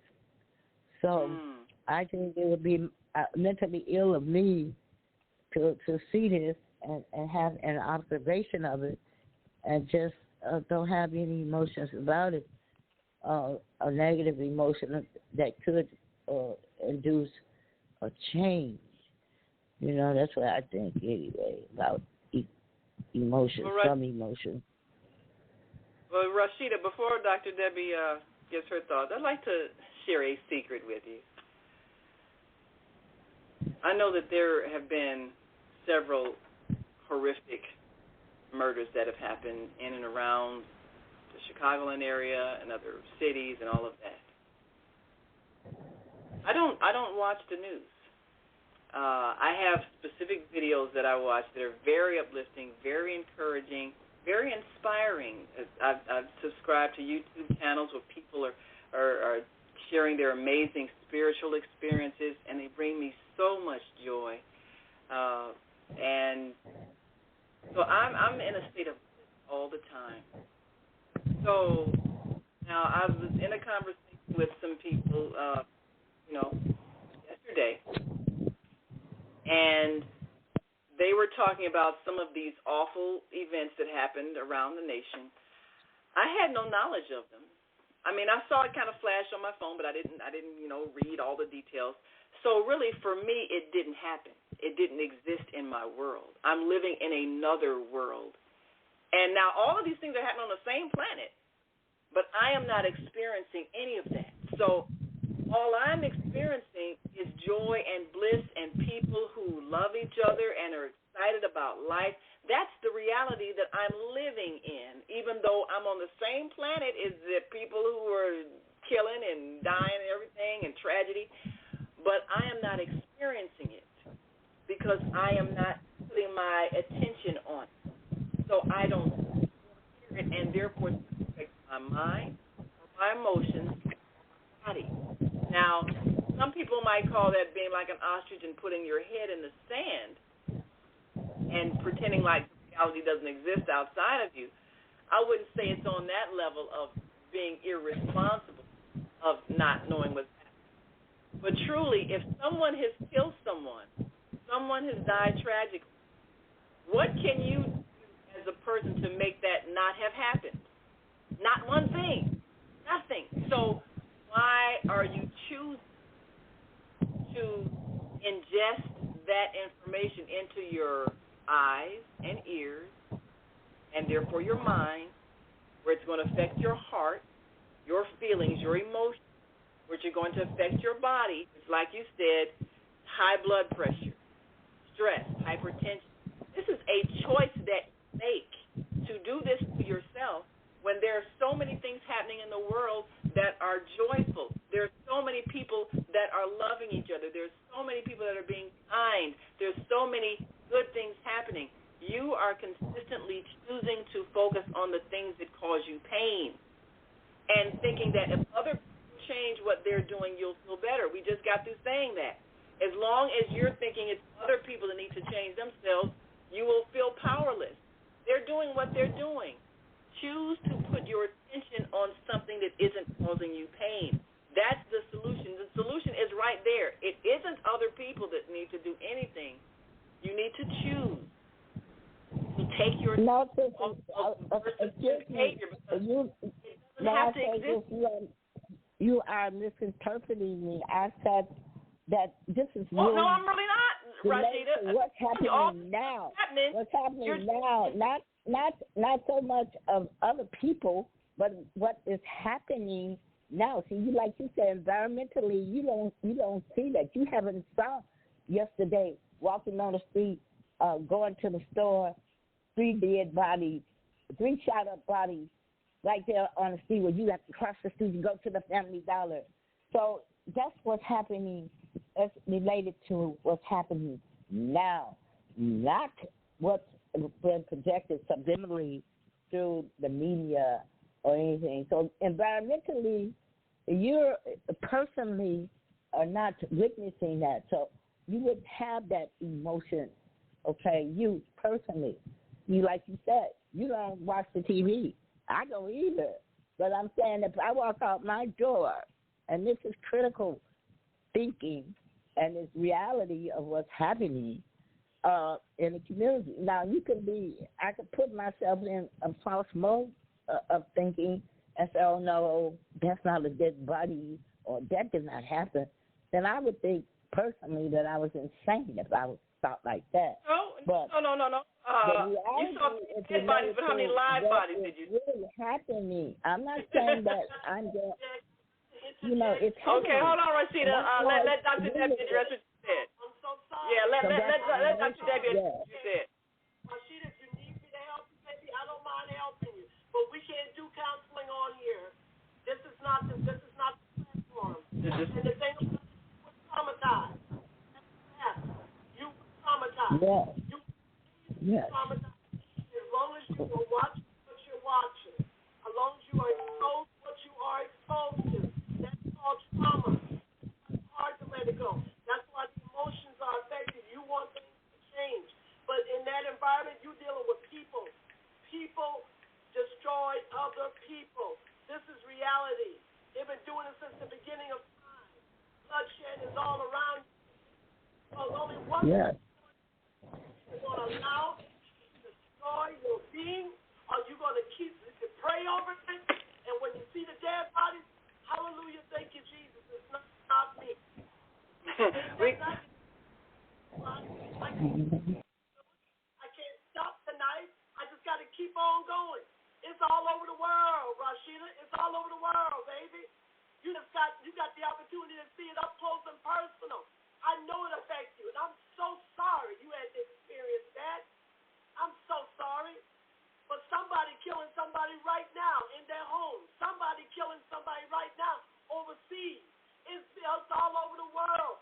We cannot allow the toxicity, the bacteria, to get inside our being because we are God's children. Excuse me, y'all. Okay, listen to me. We are God's children. Internal peace is what we have to maintain. Don't let the love wax cold for yourself or for no other individual around you.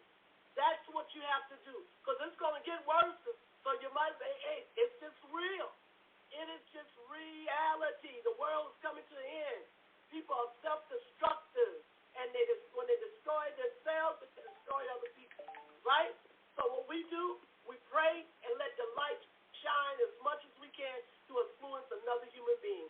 So that's my take. That's all they're taking. I'm sticking to that all day long because I see so much stuff. Yeah. I don't see somebody shoot somebody, but when you see a person that's depressed so badly that they have already done tried to take their lives over and over and over and over again, it's the same thing. It's no different. They're watching the walking, living dead. Absolutely. It's reality. Emotions are a signal from our heart to our mind. Hey, you got to deal with something. It's not just tearing you down. That's the next part. I'm going to do a part 2 on this right here. It might be a part 3. You know what I'm saying? Because people need to realize when these emotions come out of your being and they come out of you and you start experiencing this, it's asking you a question. Okay, do you want to hold on to it or do you want to let it go? Okay? So if you get addicted to holding on to it, that's exactly what you're going to do. Then you're going to become what you see. You're going to become what you hear. And now you done swallowed the venom, okay? And it's going to change your life. It's going to tear you down piece by piece. Because one thing about fear will take it because it is an emotion. Fear comes in all types of array of fashion. Unforgiveness. It comes in a fear walking, fear talking, paranoia. All of these things resemble fear. Okay, so fear has one of those things you've got to face. And we have to face our reality. It's not just happening in Chi-Town. It's not happening just in Chicago. It's happening in Atlanta. All over the world. It's our goal should be to function at some type of capacity to maintain life. If you don't maintain life, then life will maintain you, okay? And you may not like it the way it maintains you. You see what I'm saying? You got to learn how to get things go. Feel it, release it, and let it go because it don't belong to you. Once you feel it, it's time to let it go. Once you see it, okay, oh my God, that's a tragedy. Okay, it's time for you to let it go. You don't just hold on to unforgiveness. You don't hold on to anger. You don't hold on to guilt. You don't hold on to none of these emotions because they don't stay just simple emotions. Okay? They start changing us. We become something that we're not. We become fear-based thinking people. And when you are fear-based thinking people, woe is me. You go right back into that victim mentality. Woe is me. I don't know how to come out. I don't know how to deal with it. You will find yourself losing yourself in the midst of yourself of living. Again, it's not dying that should bother you. It's walking around dying inside. That should bother you because now you're swallowing death. You're swallowing despair. You're swallowing sorrow. You're swallowing it. And when you swallow, it's bitter going down. But when it gets in your stomach, it is toxic. It pollutes your whole being. That's what happens. That's why I do these shows so people can understand. You are not your environment. You are not your past. You are not what you see or what you hear. You are in a place where God gave you freedom of choice. Yeah. I can choose what I want to feel today. I can choose what I want to think today. And even though I may see the worst around me, I can still choose. Thank God.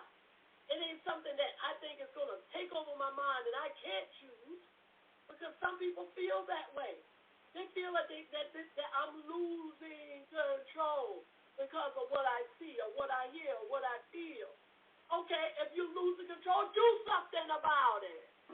Don't just sit in it. Rescue yourself. Let me rescue myself because I know I'm going to. If I keep swallowing this venom, this toxicity that I see every day, it's just going to destroy you. And guess what? Then you'll be laid up in the corner somewhere. Somebody be looking at you. What's wrong? And you can't even tell them. Ooh, we don't want that. Live and not die. Live and not die. Not exist, not survive. You got to thrive. And thriving means to live intentionally. Without nobody. You ain't got to apologize or explain to a soul. I'm going to live and not die. So that means that if you toxic, I'm so sorry. Guess what? I can't entertain you. I can't be in your midst because you choose to be toxic, right? Okay. Toxic people do things to keep their toxicity going. That's what they do because they're toxic.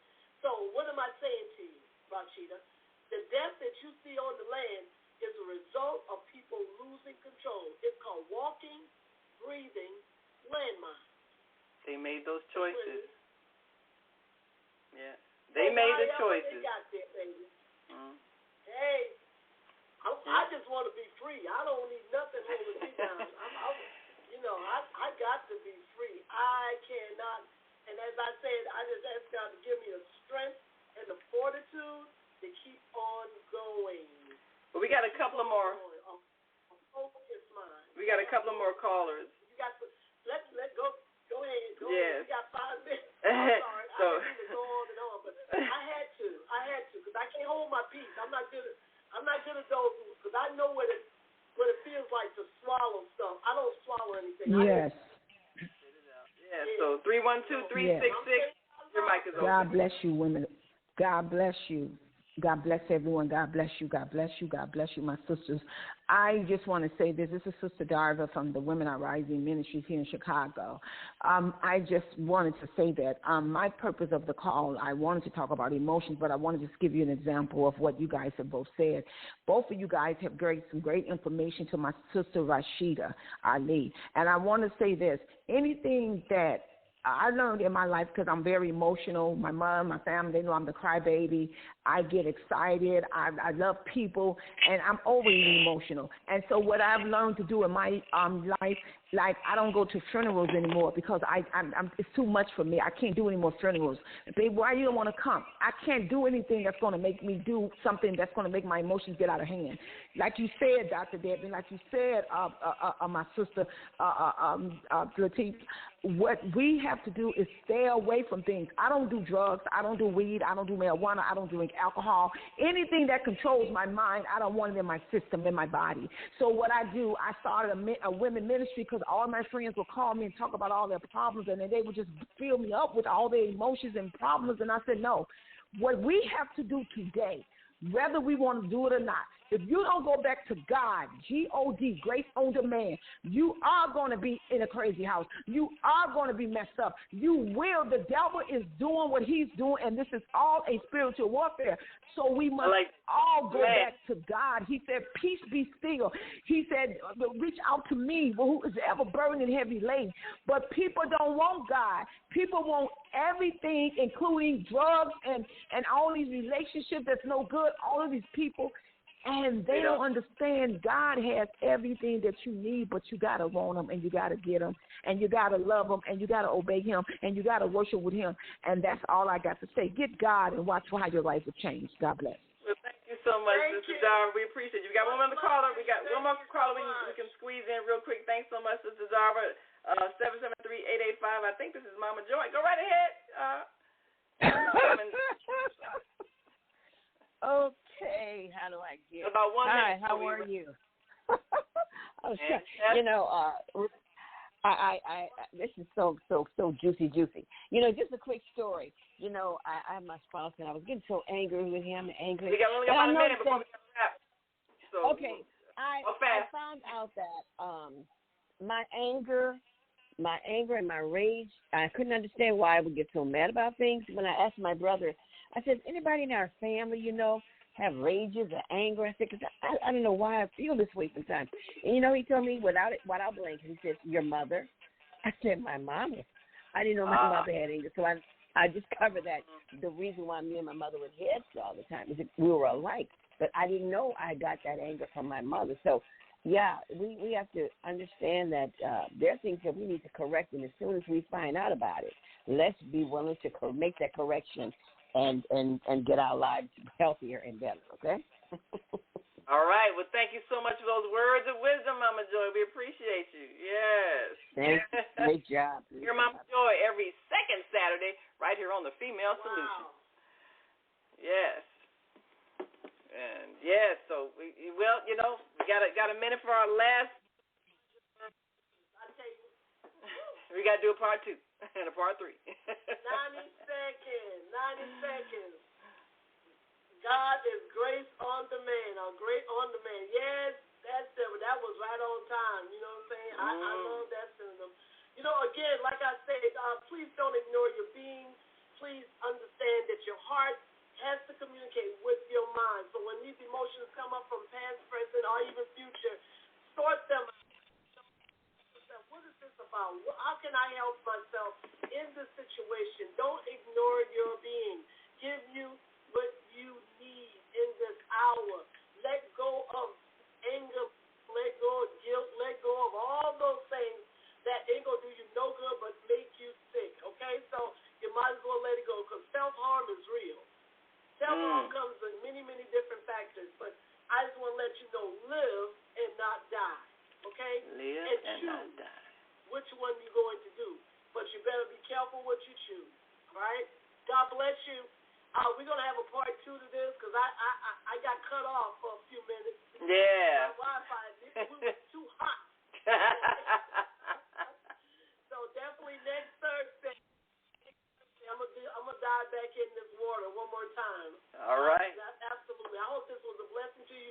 Please subscribe to our channel on YouTube, as well as continue to watch us on Facebook and Blog Talk Radio. We're gonna be on Podbean real soon, so I'm excited. Yes. I'm excited about what's going to happen. And again, take good care of yourself, please. That's the least you can do. That's right. It is a Have a blessed day. See you next time.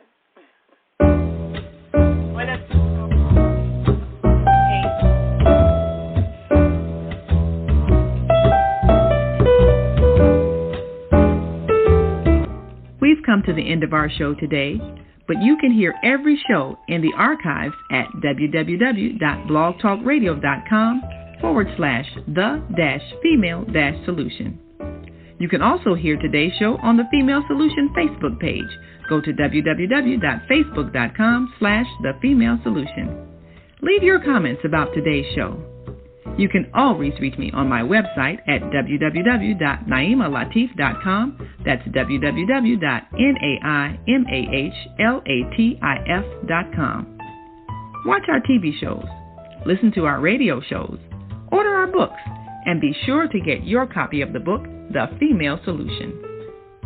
On behalf of our team of radio hosts, I'd like to thank all of you who participated in today's discussion. And to our global family listening from all around the world, we say thank you. To our family in China, Sheshe, India, Zanyaba, Japan, Arigato, Korea, Kamsahamnida, Russia, Spasiba, Germany, Danke, Poland, Dziękuję, France, Merci, Spain, Gracias, Italy, Grazie, Egypt, Shukran, Ghana, Medasi, Nigeria, Eshe, South Africa, Ngiyabonga, Senegal, Geret, Kenya, Asante, Israel, Toda, Pakistan, Shukriya, Afghanistan, Tashakor, Saudi Arabia, Shukran. Assalamu alaikum wa rahmatullahi wa barakatuhu. Thank you, and may peace be upon you and the mercy of God and God's blessings.